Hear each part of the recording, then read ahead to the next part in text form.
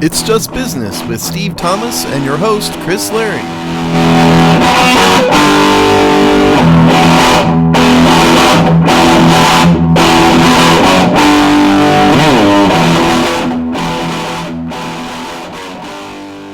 Hello and welcome to another episode of It's Just Business on the Hogstide Network, the show where we look at the dollars and cents of the sports, media, business, industrial complex. It's Steve and I again today. Two-man gang. Steve, how you doing? I'm doing all right, man. I'm excited about the World Series. By the time you guys listen to this, we will have been through Game 6, I believe. I'm excited about my Dodgers. They might actually do it. For once. They don't have a cheating opponent. All the stars are aligned. Clayton Kershaw looking good. So excited. Finally, I don't care if it's an illegitimate season, only 60 games. I don't care.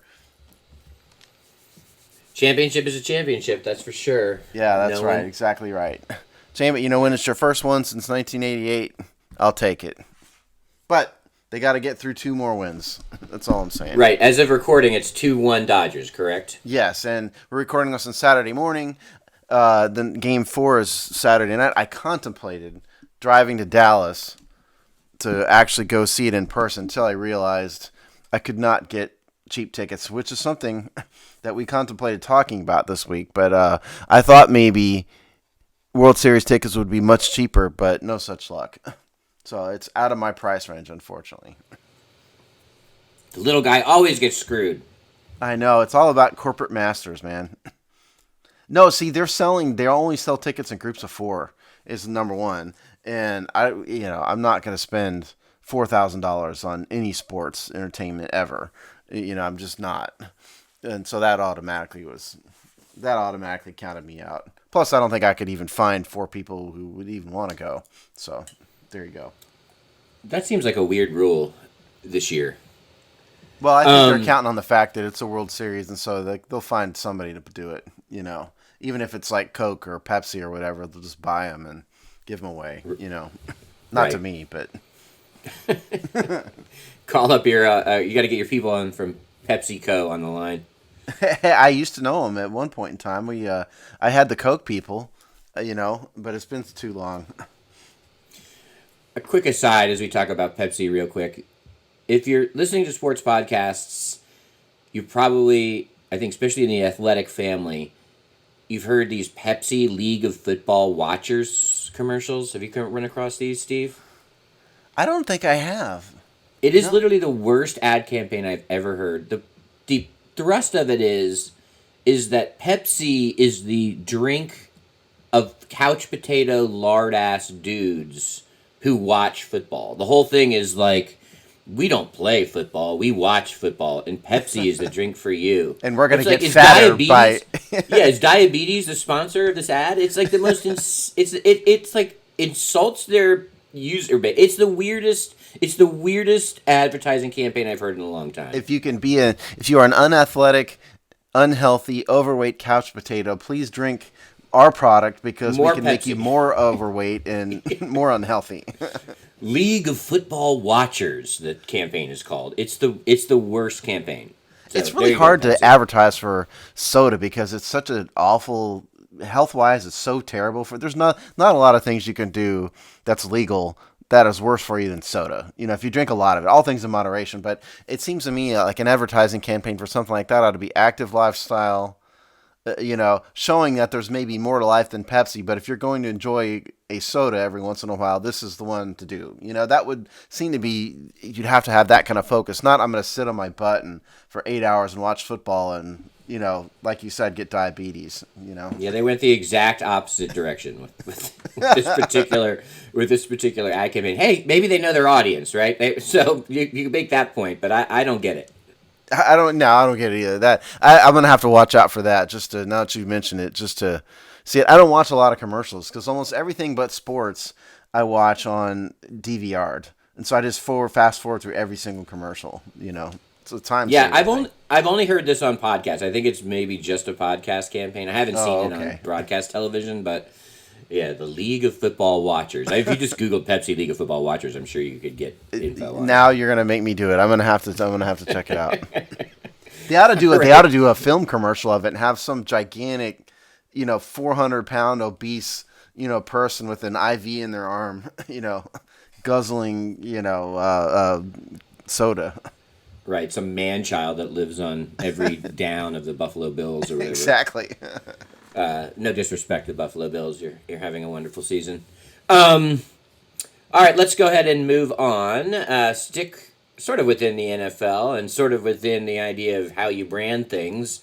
Some interesting theories emerging at the kind of confluence of all the back of the house struggles of the Washington football team, and most importantly, its owner, Dan Snyder. Chris Cooley on the Kevin Sheehan podcast, and as a regular Kevin Sheehan podcast listener, Sheehan's actually been sort of talking about this since the summer, since the name change stuff all sort of emerged. But the idea that Cooley posited, like he was the first one to have it, but the idea is the generic mid-brand Washington football team after the name change, both for this year and a possibly that was floated a second year, going with this for 2 years, which was floated this week by the organization. Is this a Dan Snyder prep to sell strategy? With the theory being that if you sort of, would the sale be more attractive to potential buyers if they knew they were going to be able to come in and have creative and business control over the rebranding of the organization? Does that increase? Does that decrease? What effect does that have on the valuation? And is it a sign that Dan Snyder knows that he'll be forced or wants to or can't survive this minority owner feud to the degree where he's keeping his valuation as high and as open as possible by signaling that they won't move on from this generic name for possibly 2 seasons minimum? Very interesting theory, but it also sort of speaks to the larger issues of, would that even matter? What would that have on potential valuation? Your thoughts, Steve? Yeah, it's an interesting theory. I don't think that many owners really care about a name, as fans. Owners aren't fans. People need to understand that owners aren't fans. Most of them aren't. Dan Snyder may be the most fan-y type owner in the NFL. He's certainly one of maybe a couple handful. Jerry Jones may be one also. But I don't think it's necessarily more attractive to a potential owner to say, hey, you can name your team, in your own image, and so it becomes a money thing.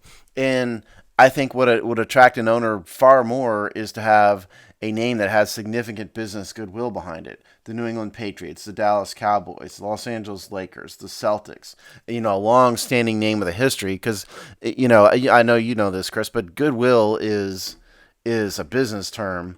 Didn't we talk about this before? I mean, goodwill is the value associated with the name, essentially.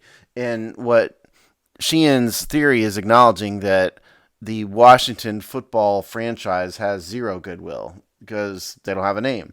And you don't build up significant goodwill in, 3 months of Washington football team, even if you considered that a name, which I don't.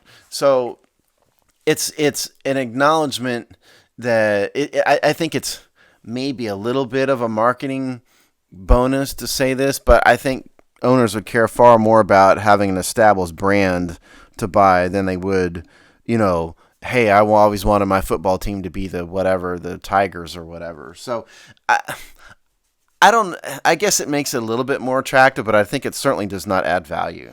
That would be my initial thought.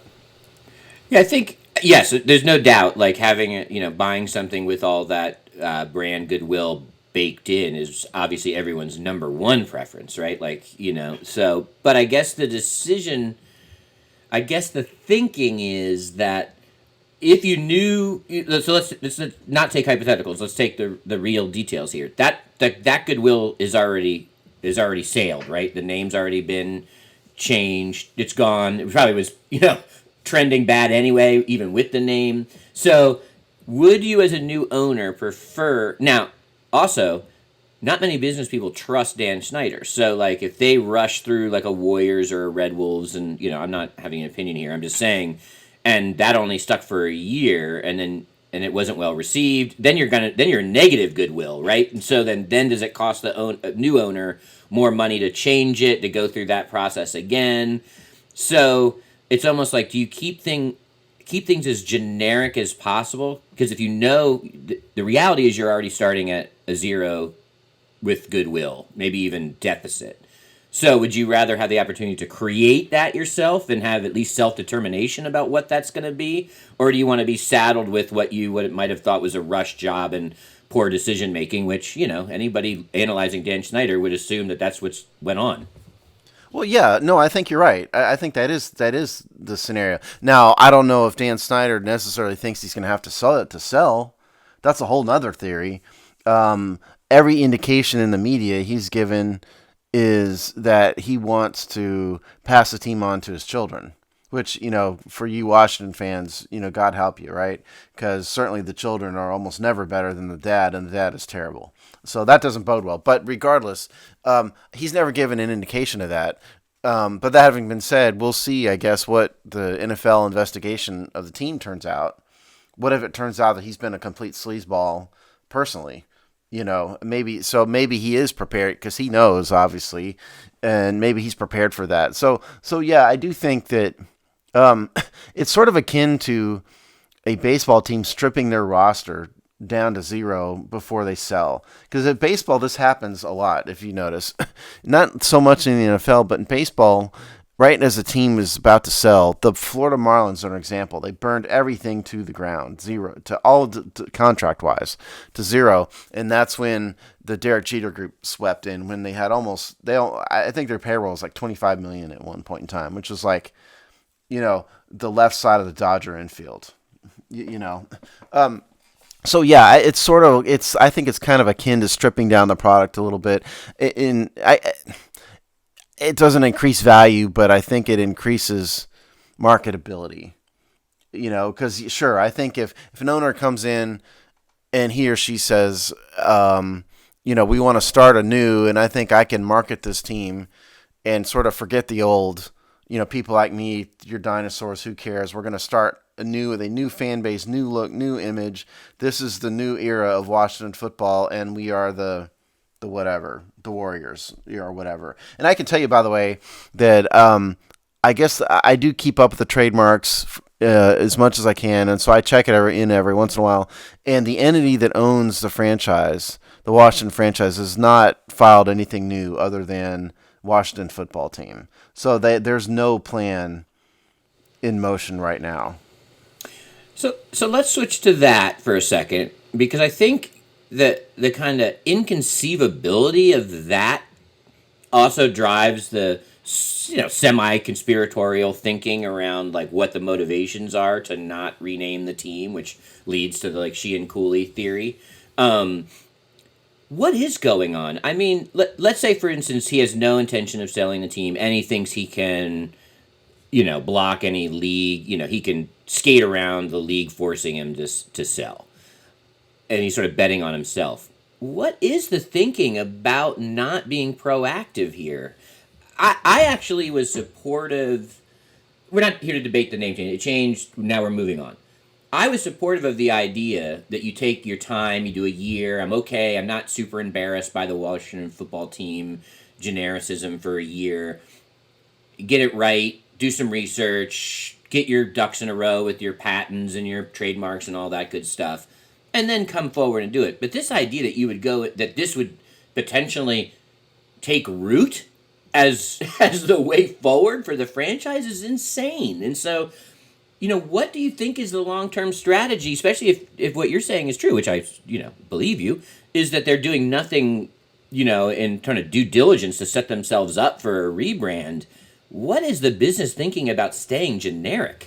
Well, number one, I don't know if they're not doing their due diligence. What I'm saying is they have not filed any trademark applications. That's what I'm saying. They could be doing due diligence. They could be doing market research, and we don't know about it. But they're not making progress. And as I've said many times, it takes about a year-ish. Even if you have a non-controversial, non-disputed trademark, it takes about a year. And they haven't started that. So really and truly, they would have had to sort of pick a name immediately. to really be sure they could get through it. And also, there's other things with Nike, and the NFL has a say in this. Their corporate sponsors do. The Adidas and whoever produces Fanatics, is that one of them? Whoever produces all this gear, they have a role. I don't quite understand why they think it's okay to let this Washington football thing go on. If it were me, I would have picked a name, and I would have had a month or two of, engage the fans and then pick something and move on. That's what I would have done. Um, again, we've moved on in this discussion from keeping Redskins, because that would still be my number one, but that's water under the bridge. So yeah, I definitely wouldn't let this go for a year. And because what's weird, Chris, is that they're not really doing anything. They sent out a few tweets that said, please send us in what you think should be a name, and that was it.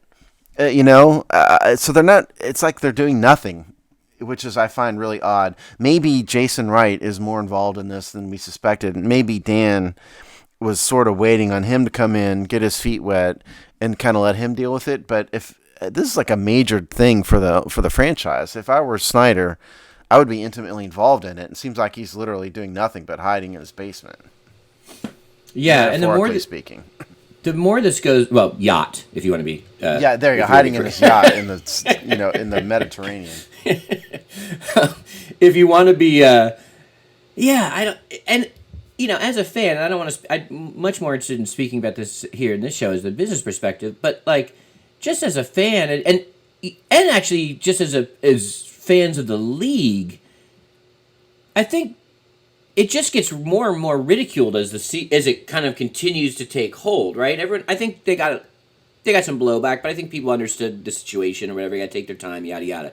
But I don't know, as you watch these games and you see the standings and the commentators talk about it, it just gets sillier and sillier. And so I can see white knuckling it through this year, but the idea that you would steer a franchise with no identity, no branding scheme, especially one that needs some fan excitement. This is anything you can do to gin up the fan base seems to be, a good call. So continuing to be your supermarket generic brand of pasta, does not seem like you're the Safeway kind of thing brand. Yeah, exactly. Does not seem like the kind of thing that's gonna, help you start to build a buzz and a culture going forward. Of course, think about who the owner is. Okay, he has no business sense whatsoever. Everything this man has touched has turned into dust. The Six Flags, he got in a massive just battle and lost. A corporate takeover. Johnny Rockets gone. Under his leadership, I think he got forced out of Paramount. Because he had an investment with Paramount that it was gone. So I just think he's a terrible businessman more than anything else. And I don't think he really knows what he's doing.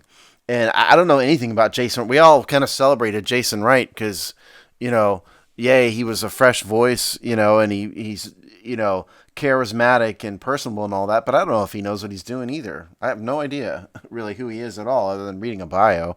So I don't know if things have changed, have improved. Yeah, it's very, very weird because it's not okay to be the generic spaghetti version of football.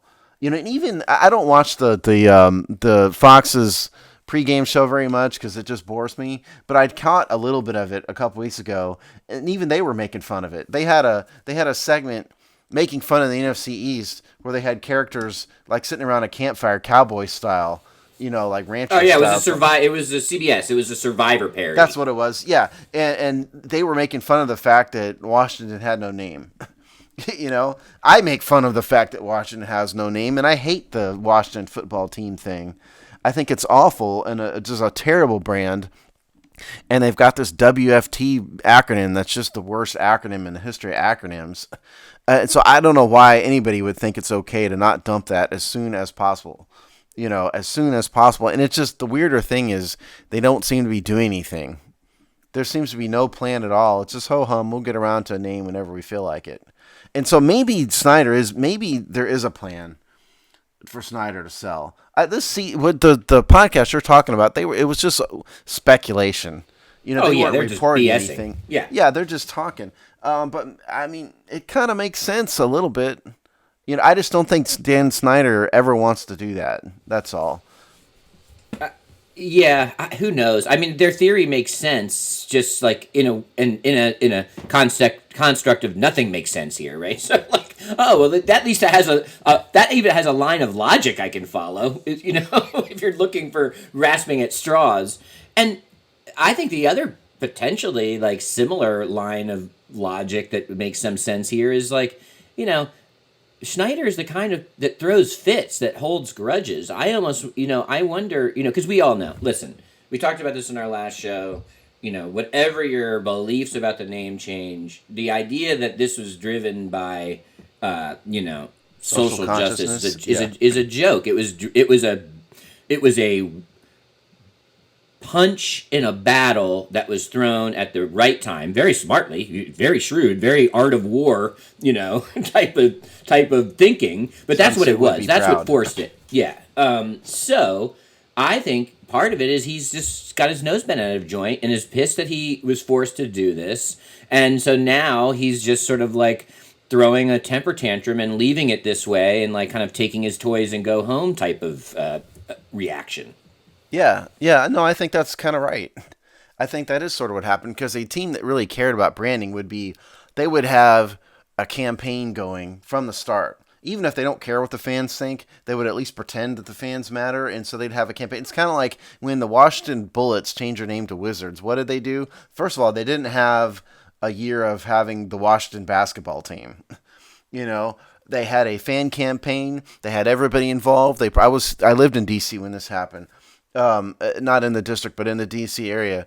They had a campaign. They asked for fans' inputs. They had fans vote. Now they didn't end up using any of it, and Abe Pollin picked Wizards on his own, but he made the fans think they were involved. Washington really hadn't done that at all, other than sending a tweet out.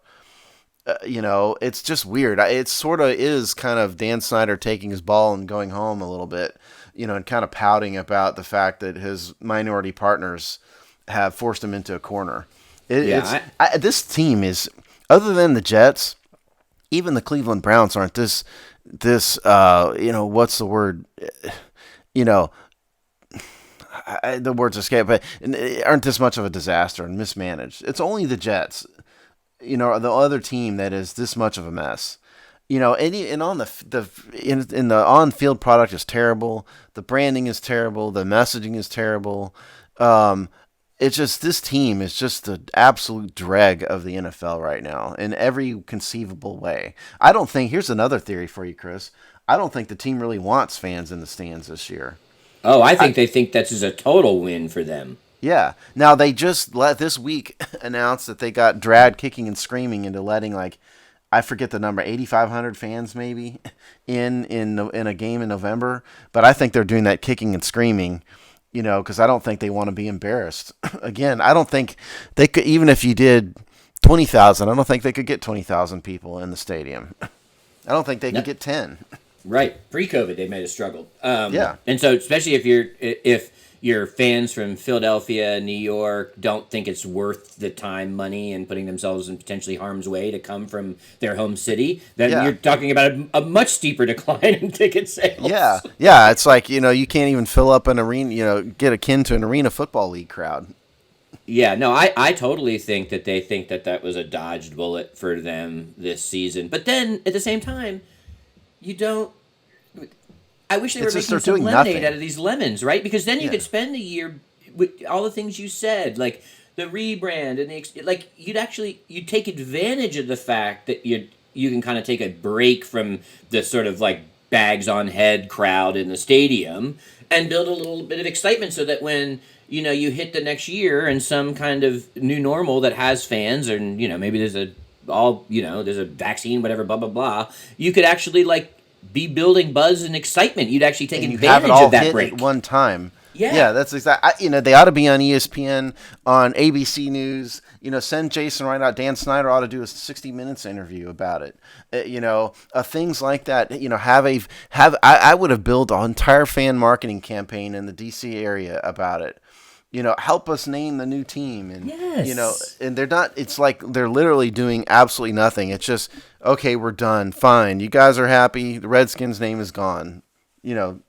see ya, piss off.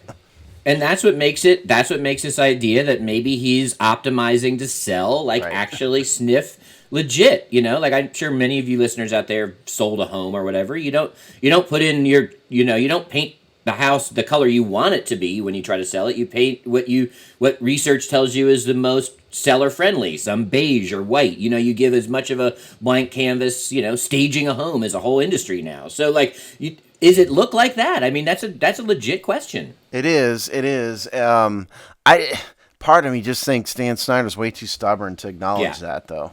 Particularly if this investigation is not done, unless he knows that Snyder, if Snyder's been feeling up some secretaries, he obviously knows what he's done. And unless he just knows that that's going to come out, and he's just waiting on the other shoe to drop, maybe that's what's happening. Because we don't know anything about Dan Snyder. He's a mystery. Maybe he is personally sleazy. Maybe he's not. I don't know. But if he knows there's something the shoe is about to drop, maybe he is preparing the team, stripping all the assets, the team prepared to be sold. Maybe he is doing it, but it's just more speculation. I tend to think this is just really bad management, because that's what he has a history of, is horrible management. And horrible brand identification, all of that. So I tend to think that's more what it is, other than him being smart and stripping the team to sell. Yeah, I mean, if that theory, Occam's razor or whatever, which just Occam's basically razor. Yeah, there you go. Says the most simple, direct answer is usually the correct one, Right. And that what Steve articulated is exactly that here. Yeah, they're just incompetent. There's not some master strategy. I refuse to believe that he's that smart. Right, exactly. Although the latest Washington Post poll starts to get a little closer to stuff you can hang your hat on Snyder there. So there is a bit of a tick-tock, and you're right. He's going to know what he did more than the Washington Post at this point, although maybe not much longer. Yeah. Yeah, and the latest Washington Post story had him basically being a jerk, is what it boiled down to, and being kind of a sleazeball. And the catch line out of the Post article was that he said to the head cheerleader guy, whose name is escaping right now, it was a man who ran the cheerleader program, and he used language I don't like to use, but he said, "Keep them skinny with big boobs, Yeah. or I'll kill you." And I don't think he literally meant kill you, but it's just him being inartful again. Yeah, but in the other stories, there was some moat of protection around direct linkage, but once you start getting stuff like that, it starts to get a little closer to him personally. And he knows what he's done, Yeah. and not done. So maybe he's waiting on the other shoe to drop. I just tend to think he's not doing that, and this is just another example of atrocious management. And this is where you have to think, and then we can move on to our next story. But this is, as Steve said a few minutes ago, this organization is just a reputational reverse car wash. So Ron Rivera, Jason Wright, all these other new folks who have good resumes, who have success, but you come into this organization with a good reputation and you leave it with a bad one. I mean, it's very difficult to deny that. Only person to somewhat escape this is Joe Gibbs, and I'd even make the argument, and I'm actually a big fan of his second reign. I think that maybe his best coaching job in some ways, but there's no argument that his reputation was worse on the other side of that than it was going in. Yeah, no, you're right. You're right. And yeah, we need to move on. But I have a book. I'm looking at my bookshelf here. I can't find it. I ran into a guy, an author in the grocery store of all places, who had written a book, who he had done what I would do, sounds something I would do, and he had objectively ranked every coach in NFL history, and he wrote a book about it. And I have it. I always meant to get him on the show, and we just never did. But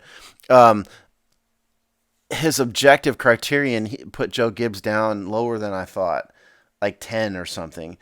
And I said, what's up with Gibbs? And he said, well, the second tenure ruined him. For whatever the criteria the man had established, it was the second tenure.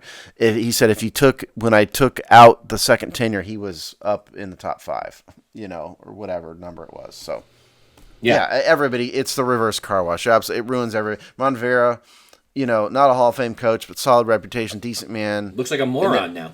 Looks like a moron. Yeah, exactly. Everybody, you don't come here and have your reputation improve. I've always like, if I were Trevor Lawrence, I'd go back to Clemson with the Jets in Washington looking like the number 1 and 2.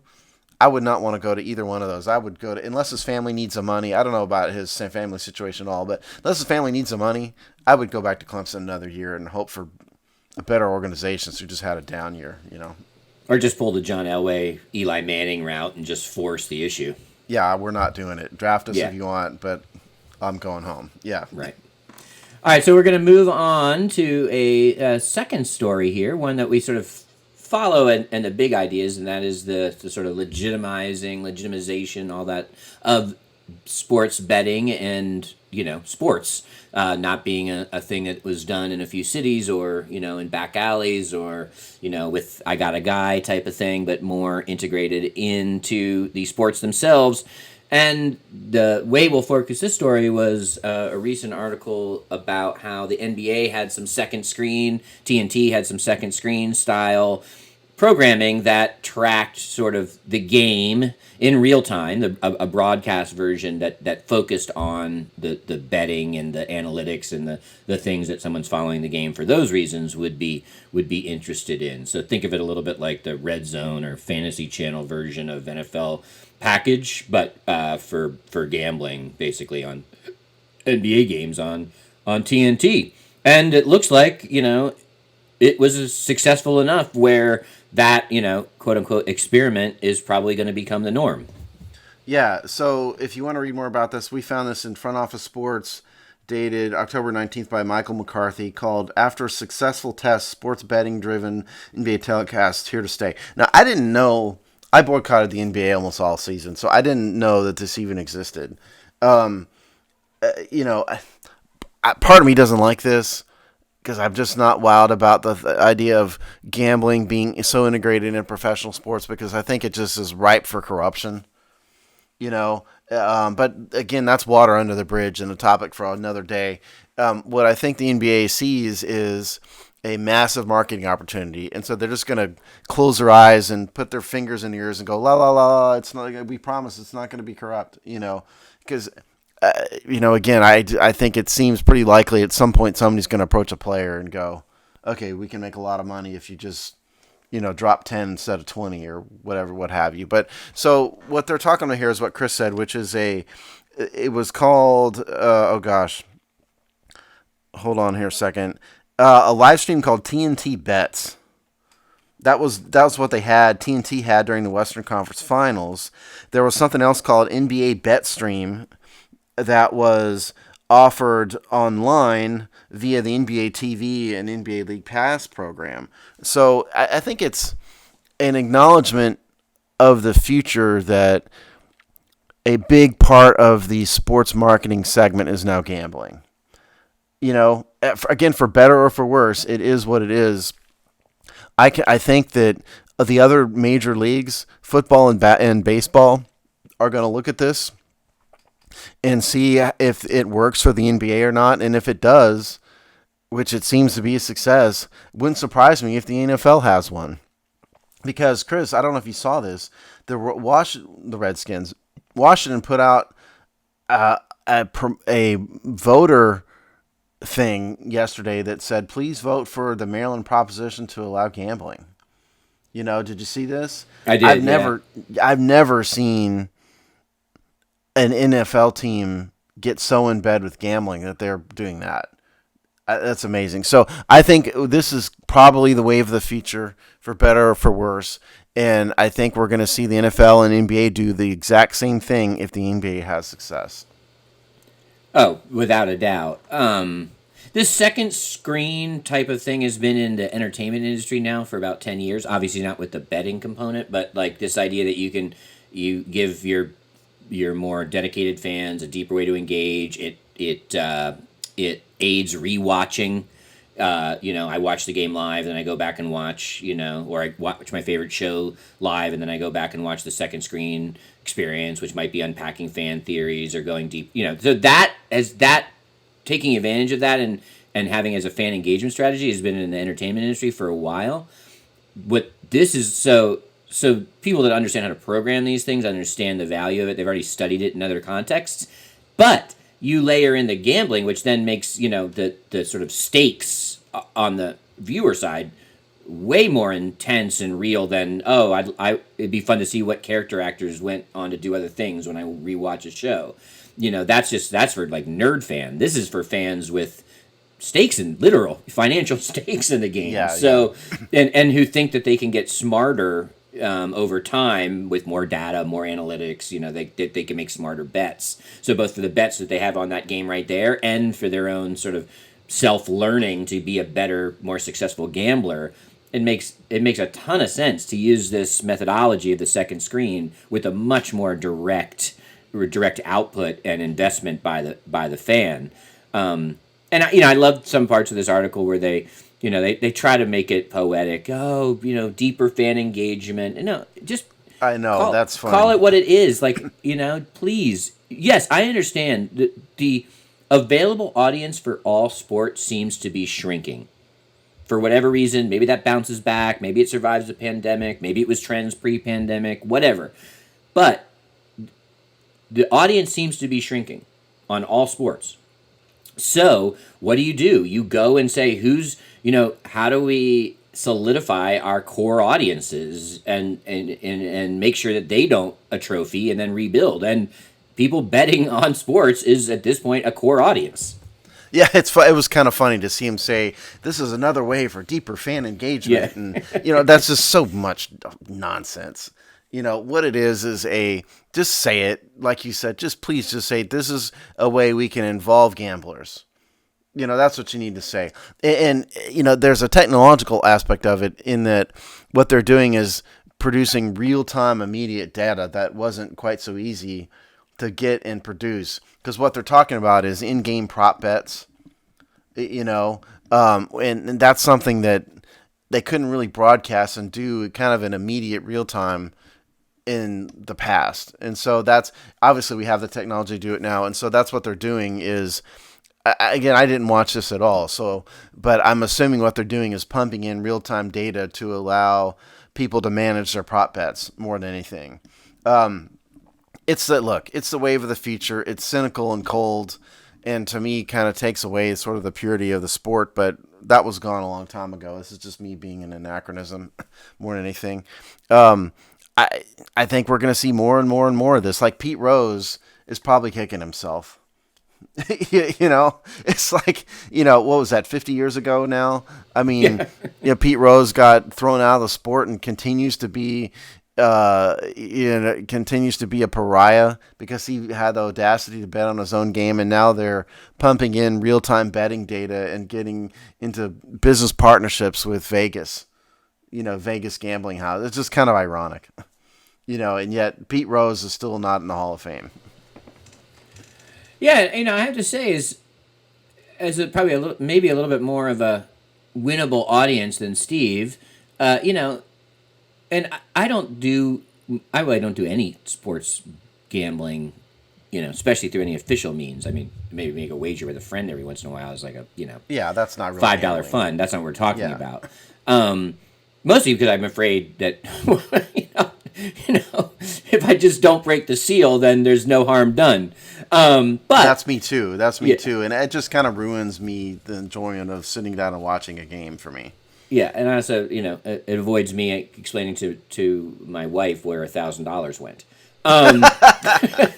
But, I'm a huge fantasy football player, which is, you make a very real argument, has been a slippery slope towards this. I mean, that's fairly undeniable. You can debate whether it's gambling or not, but it has... That's where DraftKings started. Yeah, it's set up all of this. And here I am on, what was it, Monday night? Watching till the last second of that Cowboys game, which was a putrid game that I had no interest in watching, just to make sure that Ezekiel Elliott didn't get another 10 yards so I would lose a fantasy game. So if the goal is to keep eyeballs on screens, it does work. And that is the goal. Yeah. That is the point. Exactly. So I think, to sum it up, I think this NBA, was it BetStream? Is that what I said it was called? Yeah, and it was on TNT. Yeah, well, there's two things. There's TNT's thing, and there's also apparently a stream on NBA TV also. Right. So there's a couple things, and it's only like you said, it's only going to increase in scope. It's good. The other leagues are going to be doing this. I think it's only a matter of time before the NFL has something like this. In particular, NFL and in Major League Baseball. I don't know about hockey. Hockey doesn't seem to be too involved in this, at least not that I've seen.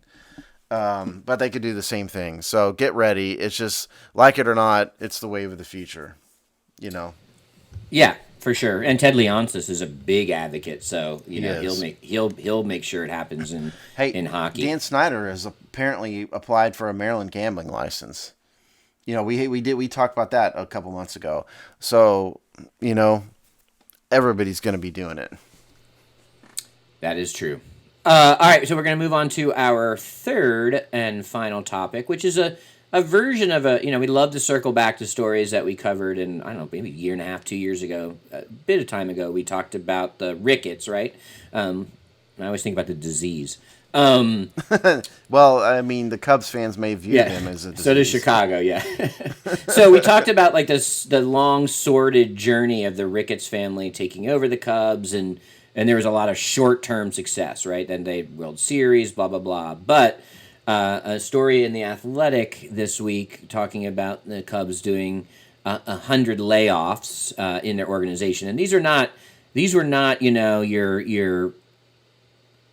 people working the ticket offices or manning phones. These are longtime scouts. These are longtime business executives. This is people in the high-level business operations and the high-level baseball scouting operations. Has implications for their farm team system, et cetera, et cetera. So 100 in some ways doesn't sound like a lot, even though these sports organizations aren't huge companies, really, in terms of employees. So 100 is a lot.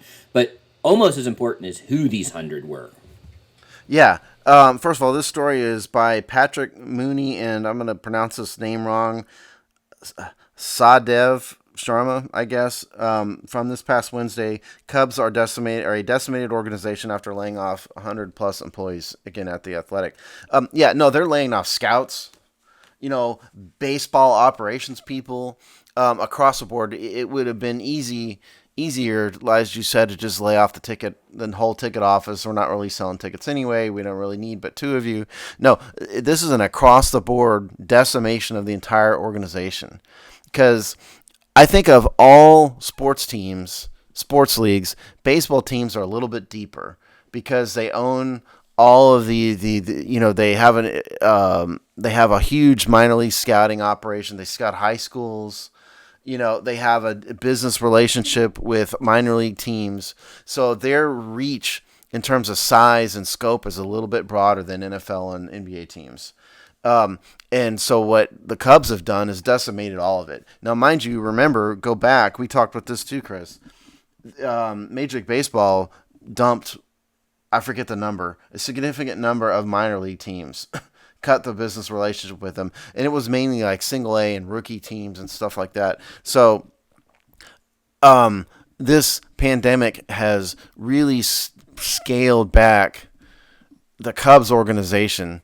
I tend to think that it's probably mostly the pandemic, but by like a lot of things, they are using this excuse to trim the business fat off of their organization. Because again, people need to, what's the theme of this show? Money rules everything, right? These owners don't care about the on-field product at all, zero. One or two of them might, but mostly it's just about money and pretending to care for the sake of PR. So this is what the Cubs are doing. They're just saving money, period. They're using the COVID-19 as an excuse, and they're just paring their organization way, way, way down. It's sad for Cubs fans, but it is what it is. Yeah, and when we talked about, the sort of Ricketts journey to this, that sort of, outside of being like kind of a sordid tale, which was interesting.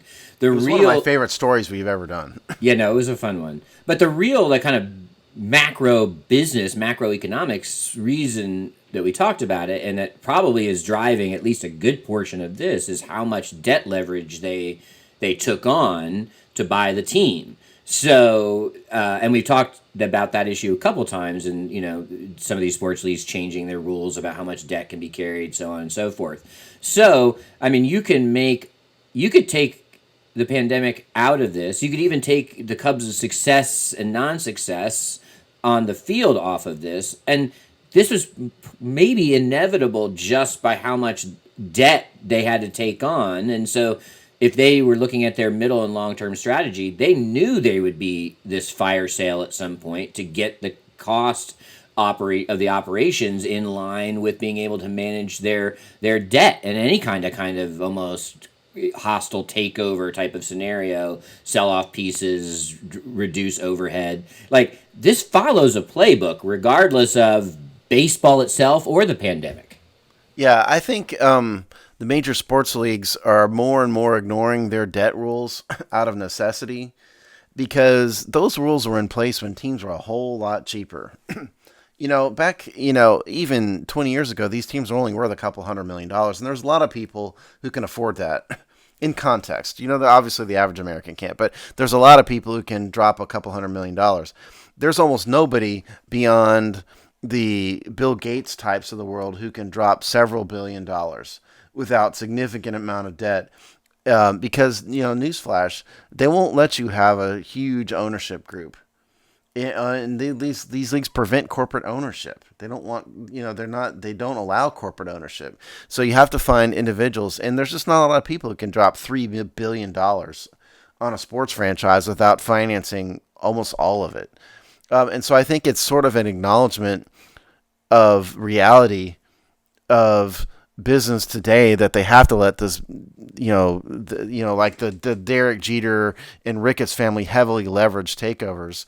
And so the result of that is what we see. What does the Ricketts family have to do? They have to cut back expenses because, their profit is severely reduced this year. They're not going to take the hit. So what do? They fire, they start firing employees. That's what's going on here. It's a combination of COVID, but it's a bigger issue, as you suggest, which is we've got debt to pay, and our lenders don't care whatsoever about any pandemic. We have to pay it, and so we're gonna cut the organization. And if it hurts scouting, it hurts scouting. Oh well, so what? Right. And if you look at the list, and you can kind of also see what's going on here too. Is when you got to cut and you got to cut fast, you don't get to the kind of cuts by laying off low wage employees. You get faster cuts by going at the top of your salary food chain. Here's a good analogy of this. Everybody has a business email account out there. Depending on the server that your company uses, a lot of business email addresses have a gigabyte limit. Right? You get these notices, you're up to 3 gigabytes. And so you don't delete your bottom 1,000 emails. What you do is you sort it by size and you get rid of the top 10. Yeah, all the attachments. Right, and all the right. And so that's sort of what's going on here. So who'd they cut? They've cut people in the business ops area. They cut media relations people. They cut their Latin American scouting operation, several of them, huge cuts in scouting. Scouting, major league coordinator of mental skills. I don't even know what that is. That guy's gone. So it's, again, tons and tons of scouts. So they're cutting core baseball people. Why? Because they're paying those people a lot more money than the dude selling, on a phone operator trying to sell Cubs tickets. They're paying him a little. They're paying these scouts a lot of money, and the business costs of scouting in Colombia or wherever is a lot more. So we're just not going to do it. Yeah, for sure. I mean, I think you could probably. I mean, these are mid 6-figure salaries. Probably you can cut. I bet you if you went through, you could fire 3 and get to $1 million of savings. Right. Where if you get rid of the wage grade or, people on, what's the term? Not consignment. Commission. Thank you. Commission, or people on commission, they're not going to save a lot. So sure, we're going to cut them too, but it's the expensive people we're going to cut. And again, I don't think the ownership does not care if it has an effect on baseball. It's not really an issue.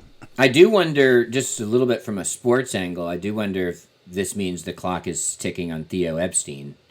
because I mean, Maybe and maybe he leaves on his Theo's own. Theo's got a huge, massive contract. So yeah, that may be maybe they maybe what we see is Theo from a marketing a PR perspective, he retires or he moves on. The Cubs have a big thank you to Theo or whatever, and then they hire somebody significantly cheaper and younger. Yeah, and he goes somewhere where he still might be able to be in a Yeah, to the legitimate Yankees organization. or the Dodgers Yeah. or whatever. Right. Yeah. But still willing to spend resources or not cut to the bone. And it'll be super interesting. And we've not cynical, but we've sort of looked at these other reasons. I mean, obviously the pandemic has some effect, and a team like the Cubs, they probably as much as anybody in baseball or top 2 or 3 teams, that has a amazing, well-respected, and probably high revenue generating in-game experience, right? Everyone wants to go to Wrigley. It's a tourist attraction for people going through Chicago. So yeah, they're going to feel the loss of gate revenue more than a large majority of teams, but I still don't think that's the key driver. No, like so many things we've seen, Chris, it's businesses using the coronavirus as an excuse to make major changes that they actually wanted to do anyway. That's what's happened here. There's been a lot of things. I think Disney, as he's doing it, we talked about Disney. Disney's using coronavirus as an excuse to change their entire business strategy and fire tens of thousands of people that they probably wanted to get rid of anyway. And so yes, it's a pandemic matters, but it's really using that excuse to change the way they operate and blame it on something else. Yeah, or at the very least, it's an accelerant, right? They might have cut 100 people over 3 years or something. Might the media department scale down, then scouting department scale down, but now they can just hit the go button on these things faster. Yeah, and say, hey, we can't afford it to do otherwise. Yeah, exactly. All right, so feel sorry for the Cubs, I guess, if you want to, but hey, I don't feel sorry for any billionaires, man. I'm sorry, No, you guys jumped into it. Go back and listen to our segment on the Ricketts family because it was fascinating. The controversy, the in-house back and forth that went on, the controversy that went on amongst the family. They involved the kids. They had kids saying, my daddy's this person and, this and that in the family. It was just crazy and nuts. And so none of this surprises me. And the truth of the matter is, in these business things, the kids are never better than the dad. Ever. Name one in which, especially in sports, the franchise has been passed down to the son and it's gotten better. The only one I can think of is the Pittsburgh Steelers. Yeah, I was going to say that one. And that one you're naming because it held status quo. Not that it didn't improve. It just was able to maintain. Status quo. Yeah, and that's about the only one off the top of my head, at least, I can think of in that has happened. All the rest of them been abject disasters. The Lakers, total disaster. This Ricketts family thing, disaster. It just God only knows what's going to happen when Dan Snyder's kids are owning the Redskins, right? Every time they do it, oh yeah. Well, hopefully we won't have to live it. But every time that they do the owner's box cut in to Mark Davis during a Raiders game, I think there's another one. I think this because I'm like, he just looks like this slobby, weird dude. At least Al Davis looked like a weird dude, but he kind of a certain cool. He had a mystique. Like hate him or love him. You couldn't say he was an idiot. He had a personality. He knew what he was doing. Yeah, they flashed to Mark Davis, and it's just like, oh, that really is the second son syndrome right there in all its glory. That's exactly so right. Mark Davis looks like the rich kid who spent too much time in the clubs on Hollywood Boulevard. Yeah, he looks. Yeah. And that was 20 years ago. In terms of and he's well past his prime now. So yeah, he for me, he's the embodiment of that cliche. And that team has been, they got lucky in this Vegas thing. Maybe it'll work out, but the team has been an abject disaster without Al Davis in charge. Totally. Yeah, totally. They kind of fell into the Vegas Raider thing, so we'll see. But yeah, that's another great. There's a lot of great examples. The Steinbrenners is another one. Yeah. With the Yankees, this love or hate George Steinbrenner. He knew what he was doing, and he produced winners. He did it his way, and he ticked off a lot of people, but he got it done. And the is it the son now? Is that who it is? Yeah. I forget the first name. The son has, because they have money, they can spend money, but they are not. The team is nothing like what it was. The franchise is nothing like what it was. No, he hasn't been able. Yeah, he hasn't replicated any version of real success, and they actually slashing the payroll too. So doesn't even necessarily throw money at problems anymore. We could go on and on and on like this. Just watch for the Dallas Cowboys. Same thing's going to happen. Yeah, I love seeing them standing together in abject confusion. Yeah. I was enjoying that the other night. The other reason I was waiting to the final bell of the Cowboys Cardinals game. All right, well, that brings us to the end of this episode of It's Just Business. I'm sure there's a lot going on in the Hogstye Network because there's just so much fascinating Washington football team news to analyze. What's going on? Hey, I was proud of my kicker piece. Did you read my kicker piece, I did Chris? see that, yes. I was proud of that. And newsflash, I wrote that in about 2 hours, okay?